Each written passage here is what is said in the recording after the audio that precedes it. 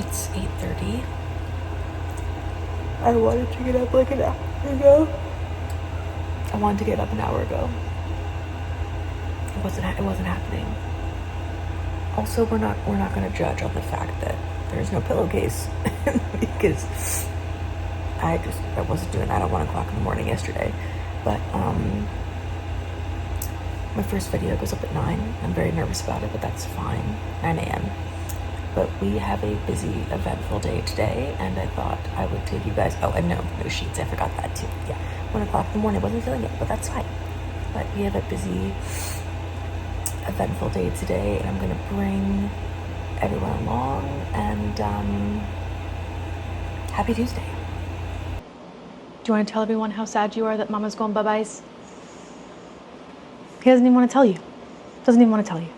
I'm going grocery shopping. And he's very upset. Let me see if I can... There he is behind me. I'll be right back, okay? I love you. That's dumb. Great misery.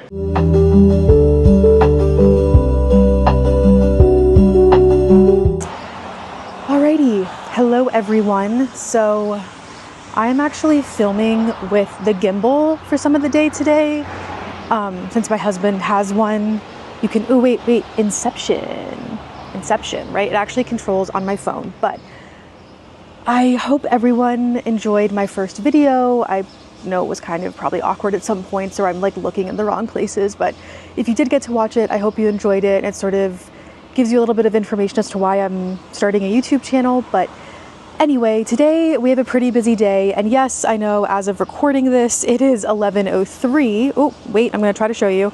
It's 11:03, but the important thing is that we are getting up, we're being productive, and yeah, so come along with me for the journey today. We have a lot of stuff to do, and no judgment if you see me just pouring sweat, because it is 93 degrees outside. It's going to get hotter, and I might film with the gimbal in some stores, and I might film with my phone and my AirPods, just depending on how comfortable I am.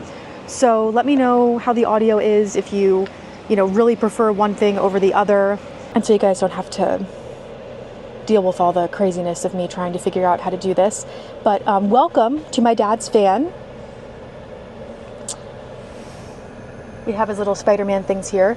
We're going to be in this van quite a bit this week, since my dad so kindly allowed me to borrow it. He has my Outback, so that way we can do a couple of junk hauls and things. My dad's van is kind of the vehicle for that.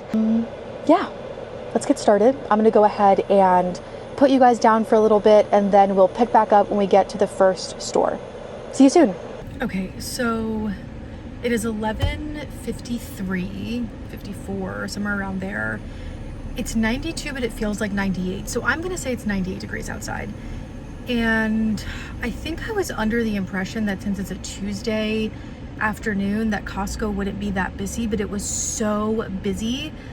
And I just felt weird about filming because it's my first time filming in public. So I feel like maybe one of these days, I did it for a little bit in there, and then there were just so many people, and especially a lot of people with young kids. So that kind of made me feel, a little awkward as well. So I'm going to try to see if I can film the next store to sort of build my courage up. But if not, then what I'm gonna do is when I get home, I'm gonna do a little grocery haul just to show you guys what I got. The one thing is, make the investment in a good freezer bag. So I bought one at Costco, I think last year, and make an investment in a good bag that you can put your food in. I'll show you the one that I got either when I get home or maybe at the next store that we're going to. But it was so busy and it's so hot, and yeah, so just, well, I'll be right back. We're gonna go to the next store. I'm gonna drive there really quickly, and we'll go from there. Okay, so funnily enough, I've been trying to film something all day long, and it just hasn't been working out. So I'm trying to show the reality of things, because I feel like when you watch people who vlog, or I don't know, have YouTube channels that aren't professionally made YouTube channels, it always seems like perfect in the end. And I've been trying to do some sort of filming since 10, 11. It is now 2:34 in the afternoon, but that is okay. We are getting things done, and we are still going to get our vlog in for the day. I thought it would be fun to make use of some of this sun that we are having and make some sun tea for my husband. Sorry, I'm just getting this rearranged here. Yeah, there you go. So we are going to make some sun tea for my husband. If you haven't made sun tea before, because there's one point where I hadn't made sun tea before. Is this crooked? This looks crooked. There you go. If you haven't made sun tea before, it is basically when you brew iced tea outside in the sun. Sounds like fun to me. So we are going to do that, and I will show you the kind of quick recipe that I have, because I thought, well, it's sunny out and it's hot, and why not use the heat for something good? Because it's 96 right now, and it probably feels like over 100, so we'll make good use of it. So I am going to grab the tea bags that we use. I just grabbed them here really quickly. And so let me push this back. See, y'all, I told you it's going to be a real vlog, real thing. Okay, so we use generally this Lipton iced tea. They're made for iced tea. I've also done it with green tea. We have a very good family friend of ours, Glenn and Amy, if they're watching. Hi. And they've recently given us mint, and we made mint tea the other day. Now, the funniest part is that I make sun tea quite often. It's a nice way to control the depth of flavor in your tea, and it's also a nice way to control how much sugar you're putting into it as well. But I am a hot tea drinker, and so is our youngest. Our youngest loves to drink hot tea. Our oldest is kind of in the middle, but I don't even like sweet tea. I've never liked iced tea. I've never liked cold tea for some reason. I don't know why, but I always think it's funny. But anyway, you can use, I've used like English breakfast before. I would just say try it out, but generally you can get these at most grocery stores. They have a couple of different kinds as well. They have one that's already pre-sweetened. I don't use that one. Also, if you hear Eddie in the background, he's whistling. So, okay, so I have 4 of these tea bags. I think generally you're supposed to use like 3 or 4. Now this does have caffeine in it, so if you do need to have like a decaf, make sure you're looking out for that as well. And let's see. What we're going to do is we are going to get some of our sugar here. It's almost empty, funnily enough, but we are going to use cane sugar here. I keep it in these jars. I have to actually wash this one today. But I would say if you want to measure, I would say start with a 1/4 cup and then go from there. Now, my kids and my husband like a very sweet tea. And I think even then we end up using less sugar than what you would find in regular sweet tea. But I would say start with a 1/4 cup if you want it sweeter. Go from there. You can also do this for like a non-sweetened tea as well. So we're probably going to be about that much tea for the entire thing. Again, it's sweet tea, guys. Like if you go to the South, it's like you're going to get real sweet tea there, right? Alrighty. You know what? I don't want to use all of this, but I'll just put a little bit more in there. Okay, perfect. So I'm going to get that, and then, I'm sorry, it's a little clashy, all the noise. And then learn from me. Put your tea bags in first. So you're going to put your tea bags in, right? And then make sure they are low enough that they will steep in the water. And I like to tie them here, almost like you're tying shoes. Or, oh my goodness, of course they're going to be finicky. Or you can tie them where you go around, and there you go, right? Kind of like that. The biggest thing is that you want to make sure that they're going to be steeping in the water when they go outside. So now I'm going to go over to the sink here. You don't have to use really hot water. I prefer to use colder water. It doesn't really matter. It's going outside to steep in the sun. And then we are going to fill this up right to underneath the little divot here where it'll pour. Perfect. And then before I fill it up or adjust the water, this is where we're at right now, I like to go ahead and take My wooden spoons are all dirty right now. So what I'm going to do is I'm going to take a spatula and I'm going to go in and just sort of get that sugar moving. I found that it actually kind of getting it moving before you put it outside, you won't have this thick kind of line of sugar that you have to mix. And the other thing I like to do is I like to just take a second and get these into the water, right? So we get them wet, so that way we know when we go outside. And I can now see that I still have to fill up some more water, so I'm gonna go ahead and do that. Okay, and so the way that I've found best to actually cover this is to not put the actual spout top on, which is what we have for this. The way that I found it is, I'm walking away from the camera now, but we are going to take some foil. Apologies for the noise. Okay, so I'll cut that part out, getting the foil, so you don't have to watch. We're gonna take some foil. You don't really probably need this much, but this is how it came out after I tried to cut it by hand. And I'm gonna put this down here so you don't hear it as much. But you wanna make sure that you actually cover this really tightly because bees will be attracted to it. So if you don't like bees or other ants or anything getting in, so I like to do a nice tight layer, right? And the important thing is that it doesn't actually matter if it's covering some of it because just by the heat itself, the sun is going to get in there. I'm just going to do another tight layer again, like that.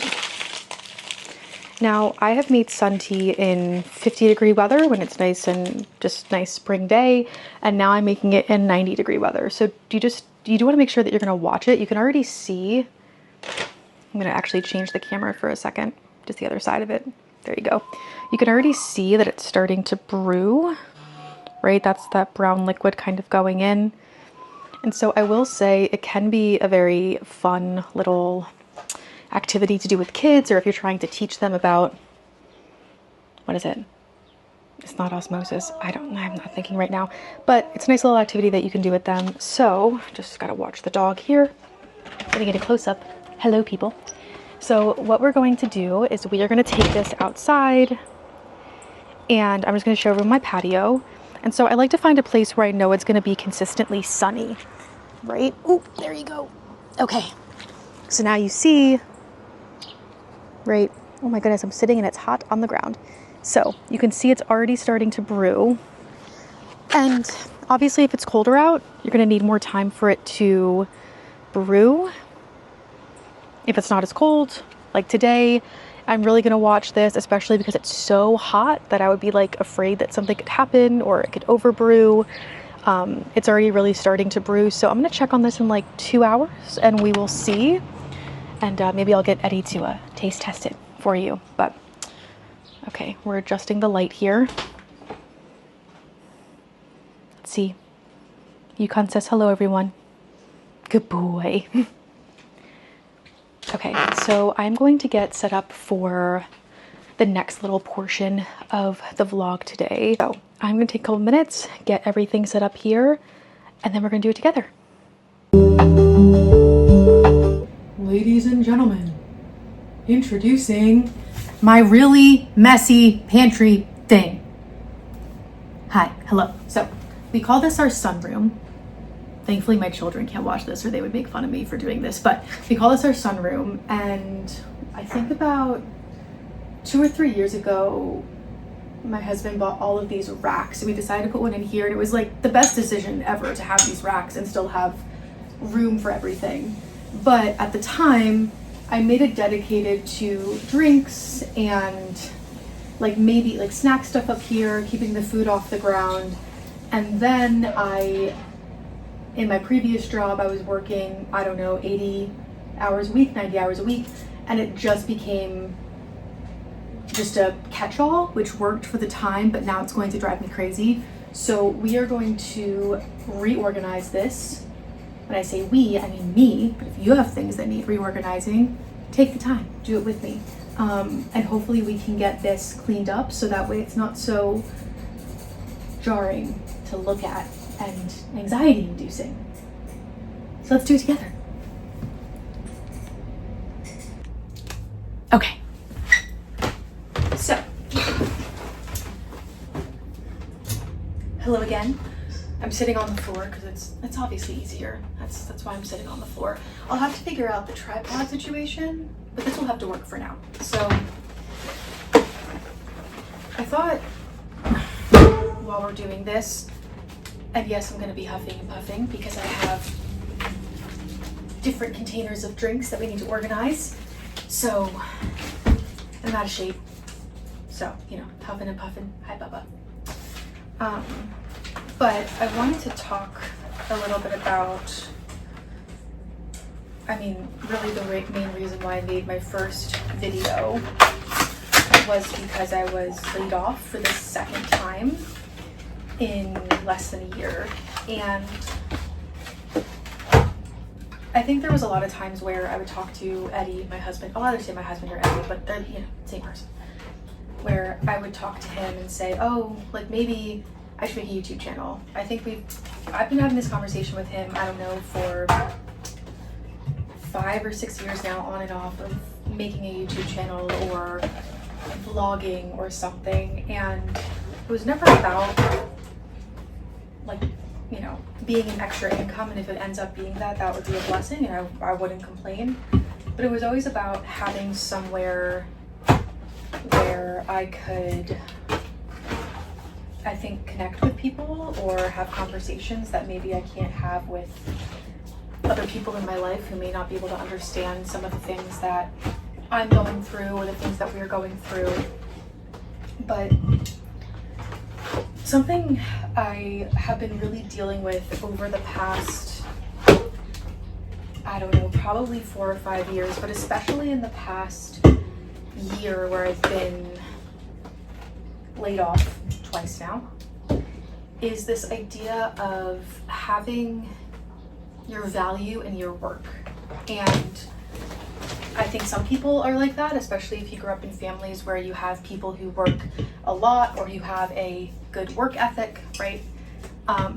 Something that I really struggle with is this idea that if I'm not working and I'm not able to, I'm not getting a steady paycheck, I'm not able to fully meet the financial requirements that I contribute to, right? So Eddie has to pay more or something, right? Like, even though we're married, we've been together for almost 10 years, I have a really hard time with the idea that if I'm not working and I don't have something to financially contribute to in my family, then my worth as a human being is less, as a wife, as a stepmother, as a person is less.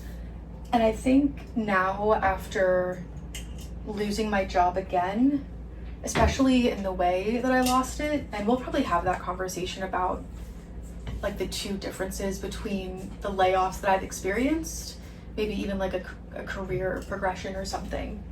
But I think it's really important to either have this conversation with a loved one or have this conversation with yourself of maybe why you're putting so much of your value in your work, right? For the obvious reasons, things are tough for anyone, whether you are a homeowner like we are, whether you are renting, whether you're single, whether you're married, whether you have 2 children or 15. Things are hard in this economy, in the US, the world economy. We're not going to get into politics. But when I was thinking that way, and I still think that way, obviously I'm recording YouTube videos, I have like 1 subscriber, and I'm pretty sure it's my husband, which is wonderful, and thank you. But what I'm trying to get at is making this YouTube video, like making these YouTube videos and posting them online for the world to see and to have people comment or not comment, or no one watch them, and maybe I do this for nothing and no one watches them, right? I'm realizing that I'm documenting the things that I do in my daily life that have a positive or negative impact on the people right around me, right? And so by doing that, it's sort of helping me overcome or understand and digest why I've placed so much value in working, right? Now, I really like working. I think a lot of people think I'm crazy when I say that, but I really enjoy working. I enjoy what I do. I work in corporate learning and development, both training and instructional design. If you know me from high school, if you know me from anywhere, I like to talk. It makes sense that I talk for a living. It makes sense that I'm doing a YouTube channel, I think, in the grand scheme of things, but that's just what it is. But I've come to realize that I might love working and I might love what I do, and even like my co-workers and the people that I work with. But at the end of the day, whether it's corporate politics or whether it's financial issues or whether it's whatever it is, whether you lose your job or leave your job or you get laid off, in my circumstances, being heartbroken is okay when you lose your job, especially when you are someone who contributes financially to your household. But then letting that take over your life because that's your only value is really sort of detrimental. And that's what happened when I first got laid off. When I first got laid off, we were homeschooling our 2 daughters, and that was going really well. And I was doing that with my husband while we were both working full time. And then when I got laid off, it was like everything changed, right? So we were still homeschooling and providing them with a good education. They were still going to school for different activities. They're going back to regular school next year. But all I could do some days besides feeding them and making sure that they had clean clothes and all that kind of stuff was apply for jobs and then wonder why, right? Like, why was I, not even why me, but like, why was I chosen to be laid off, and why did this have to happen when it did, and how am I going to overcome this? And it was just like this awful cycle of depression that I went through. And I realized that, you know, my kids seeing that probably was the greatest example, and me being in that place isn't a great thing for me. It's not a great thing for my marriage. It's not a great thing for the people around me who support us or our family, like the people in our lives, right? So I think, you know, when I made they just fell out of the thing. They just fell everywhere. But when I made my first YouTube video, like, it is true in that first video where I was devastated, right? And I still am devastated because I don't know what's coming next. But I think if I don't address this sort of optimism that I have, people are going to be like, were you really laid off? Or you must be fine. You seem like you're really happy. And no, I'm not happy, right? I'm not happy to not be working. But I'm trying to live in this state of like realistic optimism, which is for me this idea that yes, like we are able to keep a roof over our head and food in our bellies, and my children are happy and healthy and clothed and have everything they could ever want and need. And so that is a very like good thing, and we have family who love us and who have offered to help us and have already helped us, and those people know who they are, and we are very grateful for them. And I'm still looking for jobs. I'm applying to jobs every day, right? But if I don't allow myself some sort of light at the end of the tunnel, I'm forever going to be in that tunnel. And I am really good at getting myself into a cycle of barely functioning, right? A cycle of really, really deep depression, really, that no one can get me out of. Not my husband, not my kids. And really, they don't see it, I don't think, as much. They maybe aren't as affected by it. I try to put on a braver face for them, but I'm really good at getting myself into that cycle. And so when you're watching these videos, if you're watching them, which thank you if you are, but if you're watching them and as you're watching them, you're wondering, she seems really positive for someone who was just laid off and doesn't yet have a prospect of a new job. Understand that this is almost a way of coping for me, right? Like without this realistic optimism, as I'm calling it, maybe it's already a term, but I've never heard of it before, but without practicing, sorry guys, I was opening up a container of drinks here. Rinos. Without practicing this realistic optimism, this kind of realistic hopefulness, I am going to be a detriment to my family. I'm going to be a detriment to the ones around me, and really I'm going to be a detriment to myself, right? And later in this week, we're going to have a little sit down chat to talk about what I mean about the year of me and what that means for me and what maybe it can mean for you. But I can't accomplish this sort of self-dedication and this idea of taking care of myself much better without having this hope, this hope that something will work out, and the effort that I am putting in to not only looking for jobs but into YouTube, even though the videos are not going to be perfect yet, the audio is not going to be perfect, but like the effort that I'm taking in just doing the thing and putting myself out there will be worth it in the end. So I don't know when this video is going to go out in the span of this week. I'm filming a couple of different things to get some things scheduled for when the kids are back, and it might be a little bit harder to freely film since we don't want them in any of my content. But if you are experiencing some sort of loss in your life, whether it's a job loss or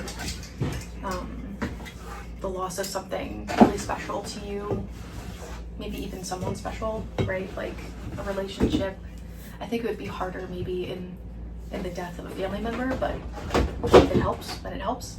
But if you are experiencing this loss in your life, I hope that hearing that you can take the time to give yourself a light at the end of the tunnel, whether it's this big or this big of a light at the end of the tunnel. I hope you're able to find that for yourself, and maybe if you're not, we can find it together, because I sure as heck don't know if this will end up being something. This will end up working out. I have no idea. I hope. And that's all I can do. And that's all you can do too.